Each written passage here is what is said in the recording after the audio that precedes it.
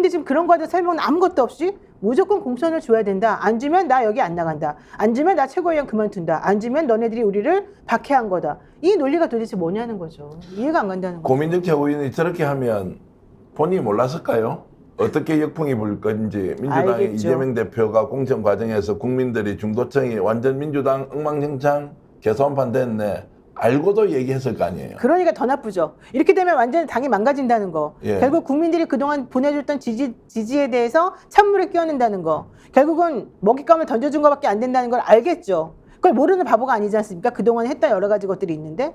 그럼에도 불구하고 그런 선택을 했다는 거는 공보다는 사적인 마음이 더 크다는 거잖아요. 결과적으로는 이 정권 하에서 총선이라고 하는 게 결국은 정권 심판으로 똘똘 뭉쳐서 이루어져야 된다는 게 아니라 우리 계파들이 여기서 힘을 얻고 어차피 이재명 대표 좀 있으면 물러나야 돼요. 당대표 임기 끝나잖아요. 그런데 그때 우리 국회의원들, 이 계파가 있는 이 국회의원들이 많이 들어가서 당을 장악해야 된다고 생각밖에 없다는 것밖에 안 돼요. 그러니까 저는 그게 과연 옳으냐 하는 거예요. 근데 이재명 당대표가 다음에 또 출마해서 당대표 또 할 것이다 막 이런 이야기 퍼뜨리는 사람들 있잖아요. 네. 아이고. 그게 실제 가능한 이야기예요? 현실적으로 불가능합니다. 불가능합니다. 그건 있을 수 없는 이제까지 일이죠. 당 대표가 연임한 적이 없어요. 그리고 그럴 마음도 없죠. 실질적으로 그 우파 농객들이 계속 그 이야기를 하잖아요. 엄경영 따위들이 이제 그런 이야기들을 계속 해 오고 있고 거기에 또 부하 내동하는 더불어민주당의 그 내부 총질러들이 그런 이야기를 갖다 계속 재생산시키고 있는데 있을 수 없는 이야기예요. 정말 가정의 가정을 거쳐서 결국은 이재명을 악마시켰던 사람들이 또다시 똑같은 짓을 하고 있다. 그리고 이재명을 죽여야 자기들이 산다고 생각하는 사람들이에요. 그리고 최대한 이재명에 대해서 흠집을 많이 내면 낼수록 혹여 이번 선거가 끝나고 나서 윤석열 검사 독재 정권으로부터 작은 혜택이나 공기관 감사라도 하나 얻어 먹으려고 하는 이런 태도 아니냐. 저는 그렇게밖에 안 보이는 게 최근에 그 김영주, 이수진, 그 다음에 오늘 고민정 등의 행태다. 그리고 실질적으로 저는 더 깊게 고민을 합니다. 임종석에 대해서 다시 한 번 더 이야기를 해야 되는데요. 임종석이 지난 1개월 동안에 자기 때문에 계속해서 이런 논란이 벌어지면 최소한의 더불어민주당에 대한 최소한의 애정이 있고 선당에 대한 기본적인 개념만 있어도 저 때문에 이렇게 논란이 되는 부분에 대해서 저는 그 성동에서 출마하지 않겠습니다. 그리고 당에서 그 결정하는 대로 따르겠습니다라는 메시지 정도는 나왔어야죠. 한 달 내내 이랬는데. 자, 좀 이따가 우리가 이제 인간성에 대한 오늘 이야기도 할 텐데 인간성을 좀 일단 제쳐놓고 조금 전에 하셨던 말씀에 좀 덧붙여서 질문을 하나 드리면요. 자, 그러면 저분들은 실제로 저분들이 원하는 대로 공천해 주잖아요. 네. 그러면 예를 들어서 이제 중성동갑에 임용석 공천해주고 또 뭐 불만 있는 사람 누굽니까? 다 공천해줘. 그러면은 고민정 최고위원 생각에는 이번 총선 이길 수 있다 이렇게 본인은 보는 거예요. 친문의 논리는 그런 겁니까? 아니면 친문이라고 해도 안 됩니까? 뭐라고 얘기해요? 자, 여기서 좀 우리는 그 친명 대 친문이라는 갈라치기 프레임을 좀 벗어나자라는 부분을 저는 이제 명확하게 좀 말씀드리고 싶고요. 당내 개혁 세력과 반개혁 세력 또는 윤석열 검사 독재 정권을 인정하는 세력과 인정하지 않는 세력이에요. 검사 독재 정권에 대한 야당의 기본적인 태도는 뭐예요? 심판, 탄핵, 타도. 이 세 가지 개념이 들어가지 않으면 검사 독재 정권이라고 인정하지 않는 작자들입니다. 지금 사고를 치고 있는 그 사람들이 한 번이라도 윤석열 검사 독재 정권이라고 인정한 적이 있는가에 대해서 우리가 일차적으로 따져봐야 돼요.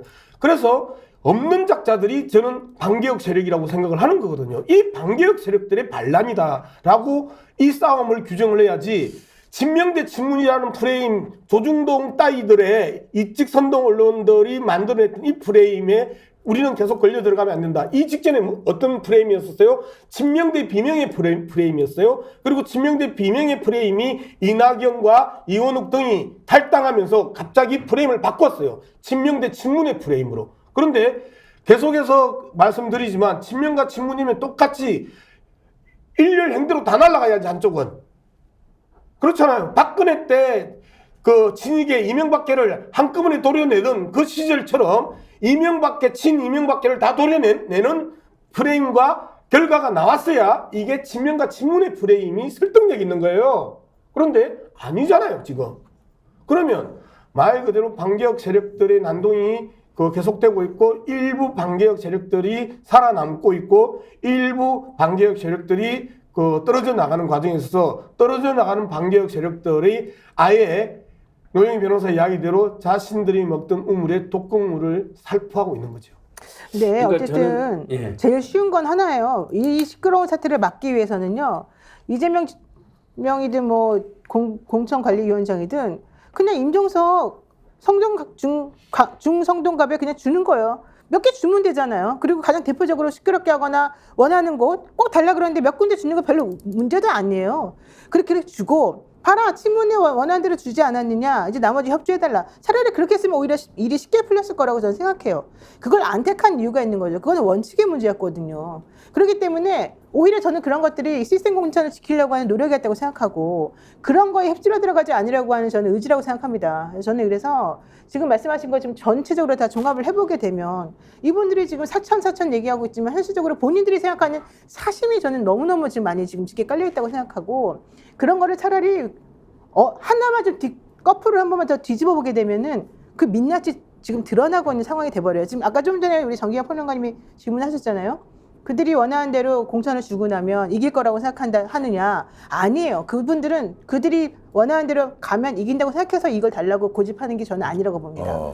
그냥 내가 공천 받았냐 안 받았냐 그런 거에 문제인 것이지 실질적으로 내가 꼭 가야지만 이긴다고 생각하는 것도 아닌 것 같아요. 그냥 뭐 논리적으로는 경쟁력 있다 이런 근거를 대기도 해요. 그건 이제 주장인 경쟁력이 거죠. 뭐 완벽히 낮다 이렇게 제가 폄하하지는 않습니다. 뭐 일부 당연히 예전에 거기서 국회의원 여러 번 했으니까 상당히 인지도가 있죠. 그리고 아까 양문석 박사님 말한 것처럼 민주당을 통틀어서 가장 유명한 사람 중에 한 분이 이종석 전 의원이잖아요. 그래서 지역에서 일정하게 저 사람 왔으면 좋겠다는 여론도 일부 있겠죠.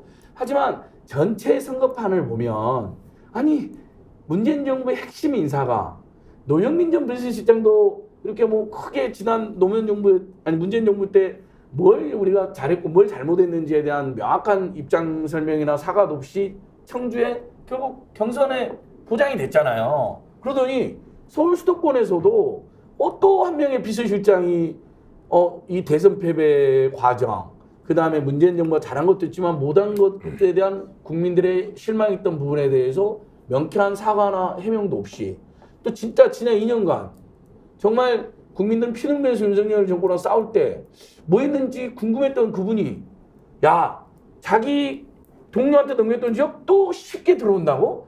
이거에 대한 굉장한 비판적인 중도층이나 관망층 또는 저간층의 지적이 있었습니다. 거기에 대해서 당에서 아니 너무 유명한 분이고 실력도 있으니까 험지에 가가지고 돌프를 불러일으켜달라. 아니 국민의힘도 지금 그렇게 하고 수용 다 하잖아요. 심지어 그 탐욕스러운 국민의힘에서도. 그 사람들 좋았겠어요? 근데 당이 자꾸 시키니까 내가 이거 거부하면 윤석열한테 찍힐 거 한돈에 찍힐 것 같고 정치검찰이 또 수사할 수도 있으니까 뭐 여러 가지 이유로 받아들였잖아요. 어쨌든. 그래서 현역들 다 하나도 컷오프 안 시키고 김건희 특검법 2월 29일 날 재결될 때 이탈표 막으려고 그런 짓을 했는데 아니 민주당에서는 도대체 감동이 하나도 없는 거 아닙니까? 지금까지 공천 과정에서. 예를 들면 김민기 국토교통위원장 그분은 이번에 용인에 나왔으면 사전 냈을 거예요.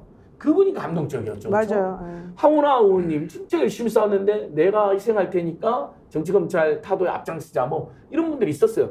왜 임종석 의원님이나 586 중진 의원들 친문 중진 중에 그런 사람이 없냐고요. 3선, 4선, 5선 다 도전하고 있다니까 친문 중. 그래서 이걸 지적하는 겁니다. 그래서 아까 하나만 더 덧붙이면 친명 대 친문 프레임은 없어요. 민주당은 이미 친BJ가 친노무현 됐고 친노무현 친문재인 됐고 친문재인이 친이재명하던 정당입니다. 그리고 문재인 전직 대통령으로서 문재인과 현 대표는 이재명을 중심으로 똘똘 뭉쳐야 되는 정당이고 실제 친문의 핵심이었던 분들이 상당히 정말 문재인 대통령의 핵심 참모들의 상당수가 이재명 대표 채찍근이나 참모 활동도 하고 있어요. 자, 여기 스픽스는 말하는 언론입니다. 대세는 유튜브, 그중에서 스픽스. 좋아요, 댓글, 구독, 알림 설정. 여러분이 저희를 사랑해 주시고 우리가 여러분을 사랑하는 4가지 방법입니다.